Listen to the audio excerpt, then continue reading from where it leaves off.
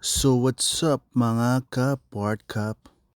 So andito po tayo ngayon guys sa Batangas Port. Naka-augment po tayo dito ngayon guys gawa ng Oplan BSKE 2023.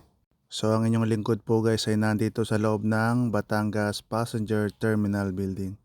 Shoutout sa mga tropa nating porter at dock workers dyan guys. Sa mga hindi pa po nakapag-follow ng aking FB page, kindly follow Port Cup TV at Port Cup for my YouTube account. At iyon na nga guys, napakadami pong pasahero sa mga oras na ito. Gawa ng uwian po at sila ay boboto. After that, pupunta na rin po sa sementeryo. So ito nga guys, ang laki-laki na ng pinagbago ng passenger terminal building ng Batangas Port. Dati maliit lang po ito guys. Ngayon sobrang laki na guys. Para na siyang mini airport. At ang gaganda guys ng kanilang amenities. Para siyang maliit na version ng Terminal 1 and 2 ng NAIA. So ayan guys, may libreng tubig. At maluwag na po rin guys, maliwalas na guys. Hindi katulad ng dati na masikip crowded. Yun guys, meron pala silang huge monitor for travel guide. And free water, meron po silang water station dyan guys. So ayun guys, shout out nga po pala sa mga kababayan ko dyan sa Udjongan, Corcuer at Banton at sa mga kalahi ko po dyan sa Forto, Pontamillas, Pontevilla, Petalcorin sa buong mundo. At ganoon na rin po sa STI Cream 2015, RSUCEP 2016, 99 Freaks, Amarians 99, Orotride, Lips Academy, SOTI, PDTSA at HTEC. Makakasama na ulit natin yung mga dati nating katrabaho guys mula nung ako po ay mapunta dito ng way back 2019. So after that guys, nagkita-kita po kaming muli. So ayan guys, meron ditong free charging station. Guys, nakatayo na po ang lahat at feeling ko ay natatanaw na nila ang kanilang barkong sasakyan pauwi sa kanilang mga kanya-kanyang lugar guys. At dito nga rin po pala sumasakay ang iba nating mga kababayan pauwi sa probinsya ng Romblon guys, kung saan tayo nagmula. Yan. Meron po dito ang Montenegro, Tugo at Starlight. Napakarami po talagang paseros guys. Hanggang dun sa pinakalabasan guys, nakapila pa sila. So pag mga ganitong panahon guys, dapat maaga ko po talagang bumiyahe. O kaya pahupain mo muna yung ganitong sitwasyon para hindi ka pumila ng mahaba. So gaya nga ng sinasabi ng karamihan, patience is a virtue. So kung gusto mo talagang umuwi, so kailangan mo po talagang magsakripisyo guys.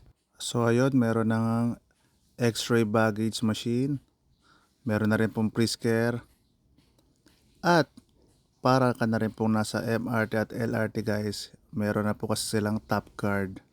Yan. Social na po sila guys. Paglabas mo po dyan guys, makita mo nyo na po yung iba't ibang klase na mga pasalubong center at mga kainan guys. Yan. At yan na rin po ang ticketing booth. Yan. So shout out kay Boss Rani Marasigan. Yan. So sobrang dami ng paseros guys.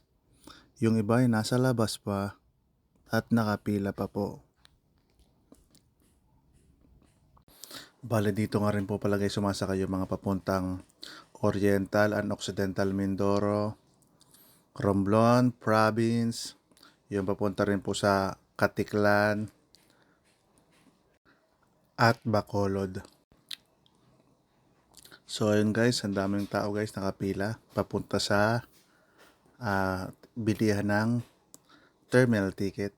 So ang yung lingkod muna guys ay lumabas para mag-obserba sa labas guys ng sitwasyon. Kung gaano pa po kadami ang mga paseros na nag-aantay sa labas guys. So tayo ay naglakad-lakad muna papunta sa pilahan ng mga sasakyan guys. Yan. So yan guys, marami nakapila mga private vehicles at nag-aantay ng kanilang pag-depart. So dito ang pilahan guys ng mga paalis na sasakyan, tracking at private vehicles. So yan guys, kita nyo may mga sasakyan guys. At dyan po ang ating security check. So patuloy tayong naglalakad guys pauwi sa barracks. At tayo ay kukuha ng tubig at kakain na rin guys. Kasi mahirap na magpakapalipas ng gutom guys sa duty. Yan. So na-miss nating maglakad para naman tayo ay pawisan.